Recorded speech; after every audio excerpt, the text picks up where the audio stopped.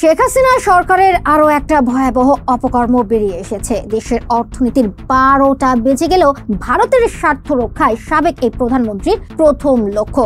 সেই লক্ষ্য পূরণে দেশের সবচেয়ে গুরুত্বপূর্ণ খাত পোশাক শিল্পকেও ভারতের হাতে তুলে দেওয়ার নীল নকশা তৈরি করেছিল হাসিনা সরকার। কি ছিল সেই নীল নকশা, কিভাবেই বা ভারতের হাতে তুলে দেওয়া হচ্ছিল পোশাক শিল্পকে, বিস্তারিত থাকছে বাজ নিউজের প্রতিবেদনে।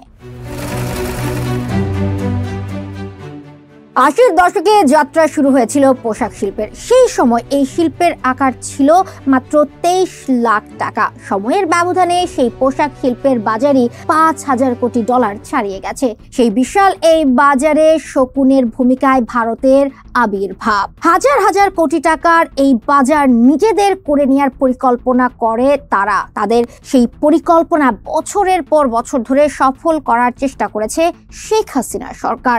এমনই ভয়াবহ সব তথ্য বেরিয়ে এসেছে পোশাক শিল্প নিয়ে সাম্প্রতিক বছরগুলোতে হাসিনা সরকারের নেওয়া বিভিন্ন পদক্ষেপ পর্যালোচনা করে। শুধু পোশাক শিল্পই নয়, পোশাক শিল্পের সাথে জড়িত প্রতিষ্ঠানগুলোকেও ধ্বংস করে দিয়েছে হাসিনা। 2013 সালেও দেশের প্রয়োজনীয় সুতার 75% যোগান দিত দেশীয় স্পিনিং মিলগুলো, কিন্তু হাসিনা সরকারের ভারত প্রেম সেটাকে ধ্বংস করে দিয়েছে।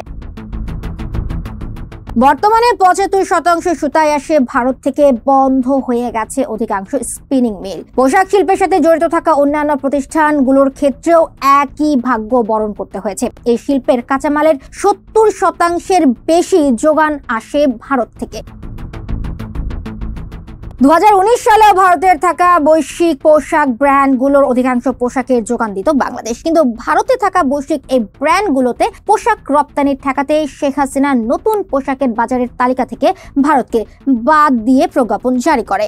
এতে $500 কোটি বাজার হারানোর শঙ্কায় পড়ে পোশাক শিল্পের সাথে জড়িত প্রতিষ্ঠানগুলো। পরে তীব্র সমালোচনার মুখে সেই প্রজ্ঞাপন বাতিল ঘোষণা করতে বাধ্য হয় ভারতের ওই পুতুল সরকার। এরপরেও পোশাক শিল্পকে ভারতের হাতে তুলে দেওয়ার চেষ্টায় কমতি রাখেনি হাসিনা। পোশাক শিল্পকে বাঁচিয়ে রাখতে প্রতিটি সরকারি বিশেষ প্রণোদনা দিতেন। নীল নকশার অংশ হিসেবে হাসিনা সরকার সেই প্রণোদনা নামমাত্র রেখে বাকিটা তুলে দেয়। এতে বেড়ে যায় পোশাক রপ্তানির খরচ।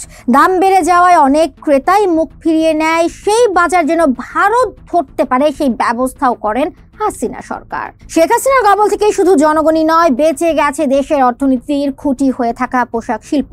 বিদেশি ক্রেতাদের ভারতমুখী করতে হাসিনার নেওয়া সিদ্ধান্ত বাতিল করে সেই সেক্টরকে আবারও আগের অবস্থানে নিতে এখনই পদক্ষেপ নেওয়াটা জরুরি নয় কি? কমেন্ট বক্সে জানিয়ে দিন আপনার মন্তব্য। দেখছিলেন বাজ নিউজ। ধন্যবাদ।